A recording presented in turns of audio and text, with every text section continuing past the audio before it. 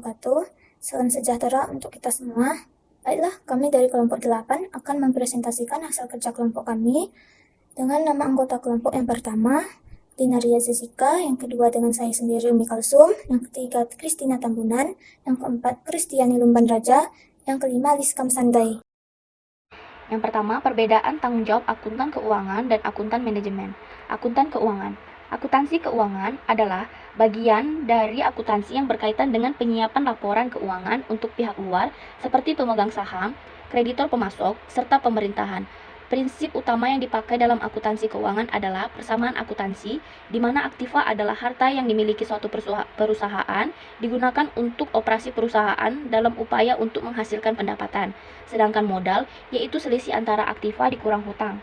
Akuntansi keuangan berhubungan dengan masalah pencatatan transaksi untuk suatu perusahaan atau organisasi dan penyusunan berbagai laporan berkala dari hasil pencatatan tersebut. Tanggung jawab yang dimiliki oleh seorang akuntan manajemen lebih luas dibandingkan tanggung jawab seorang akuntan keuangan, yaitu pertama, perencanaan, menyusun, dan berpartisipasi dalam mengembangkan sistem perencanaan.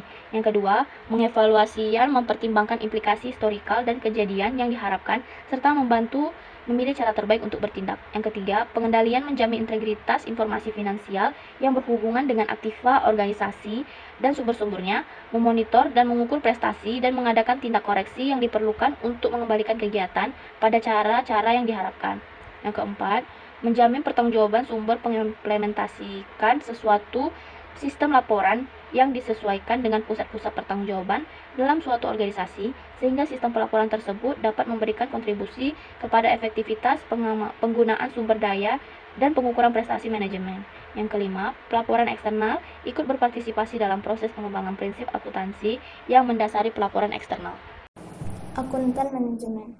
Akuntansi manajemen yaitu penyatuan bagian manajemen yang mencakup penyajian dan penafsiran informasi yang digunakan untuk perumusan strategi, aktivitas perencanaan pengendalian, pembuatan keputusan, optimalisasi penggunaan sumber daya, pengungkapan kepada pemilik dan pihak luar, pengungkapan kepada pekerja, pengamanan aset guna menghasilkan informasi untuk pengguna internet seperti manajer, eksekutif, dan pekerja.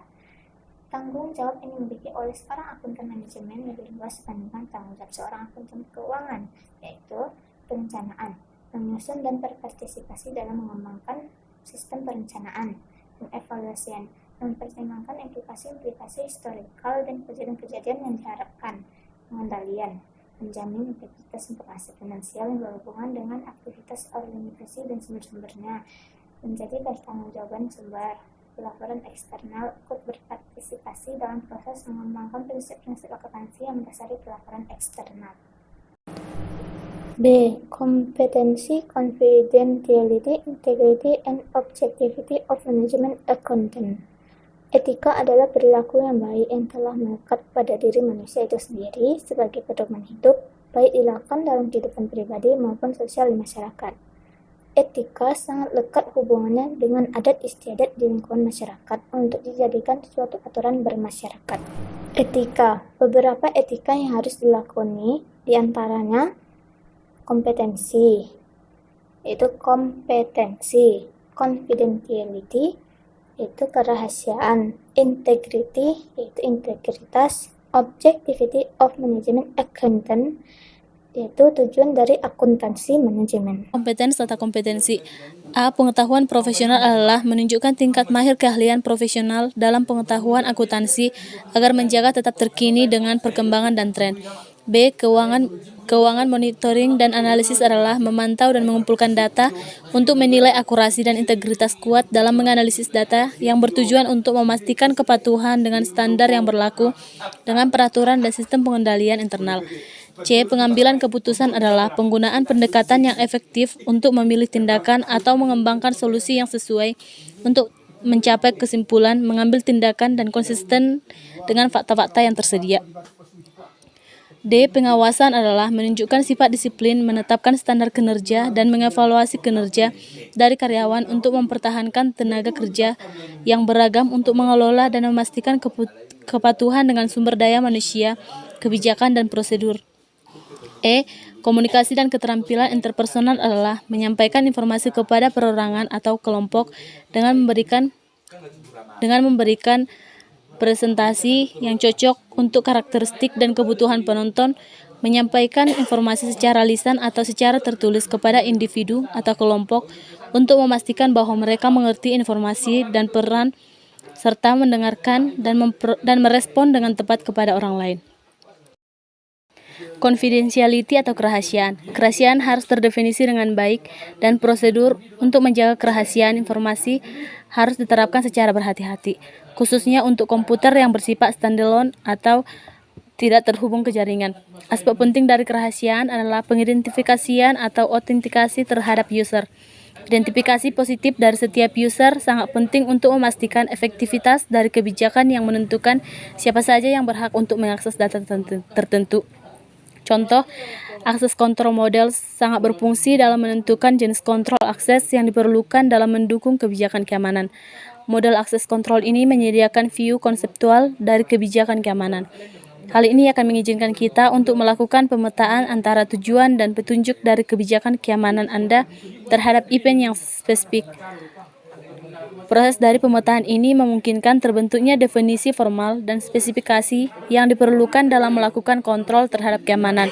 Singkatnya, akses kontrol model memungkinkan untuk memilah kebijakan keamanan yang kompleks menjadi langkah-langkah keamanan yang lebih sederhana dan terkontrol. Beberapa model yang berbeda sudah dibangun sampai dengan tahun ini. Kita akan membahas beberapa model yang dianggap unik pada bagian-bagian selanjutnya. Kebanyakan penerapan kebijakan keamanan melakukan kombinasi dari beberapa akses kontrol model. Integrity.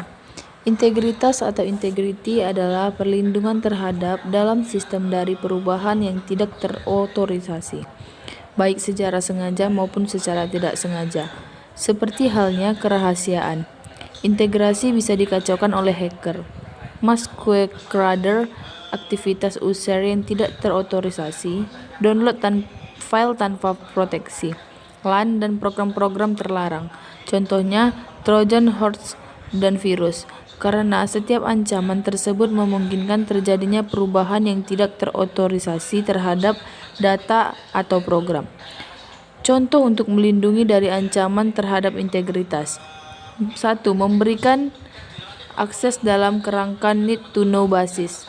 2. Pemisahan tugas atau separation of duties. 3. Rotasi tugas. Objective of Management Accountant.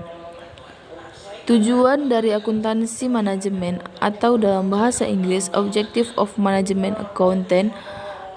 Sebelum kita membahas tentang akuntansi manajemen adalah profesi yang melibatkan bermitra dalam keputusan manajemen, membuat, merancang, perencanaan dan kinerja sistem manajemen, dan menyediakan keahlian dalam melalui laporan keuangan dan kontrol untuk membantu manajemen dalam perumusan dan implementasi strategi organisasi. Creative Accounting. Akuntansi kreatif adalah penggunaan kemampuan tertentu oleh semua pihak untuk memahami pengetahuan akuntansi, termasuk standar, teknik, dan lain-lain, dan menggunakannya untuk memanipulasi semua proses pelaporan keuangan. Karena aturan profesional, ada beberapa kasus yang melibatkan akuntan yang berpartisipasi dalam proses akuntansi kreatif, pemerintah, asosiasi industri, dan lain-lain. Akuntansi kreatif melibatkan banyak manipulasi, penipuan, dan kesalahan penyajian laporan keuangan, seperti permainan pembukuan atau memilih untuk menggunakan metode alokasi untuk mempercepat atau menunda konfirmasi transaksi dari satu periode ke periode lainnya. Akuntansi kreatif dapat pada dasarnya mengacu pada permainan angka dalam laporan keuangan. Akuntansi kreatif bisa positif atau negatif, namun kecenderungannya banyak orang yang menganggap akuntansi kreatif ilegal karena ditujukan untuk perilaku ilegal. Fraud akuntansi. Dalam dunia akuntansi, fraud merupakan tindak kecurangan yang dilakukan secara sengaja oleh satu orang atau lebih. Tindakan fraud ini bisa terjadi pada suatu manajemen yang dilakukan secara langsung atau melalui pihak ketiga. Tindakan fraud tentunya bisa melanggar hukum karena ada di dalamnya terdapat berbagai unsur kecurangan. Jadi jelas sudah bahwa fraud merupakan suatu bentuk kecurangan atau upaya pelanggaran hukum. Secara keseluruhan, Tindakan fraud dalam dunia akuntansi diartikan sebagai bentuk penipuan dan penyembunyian atas pelanggaran terhadap suatu kepercayaan yang telah diberikan pada orang tersebut. Fraud auditing atau audit kecurangan adalah upaya untuk mendeteksi atau mencegah kecurangan dalam transaksi-transaksi komersial.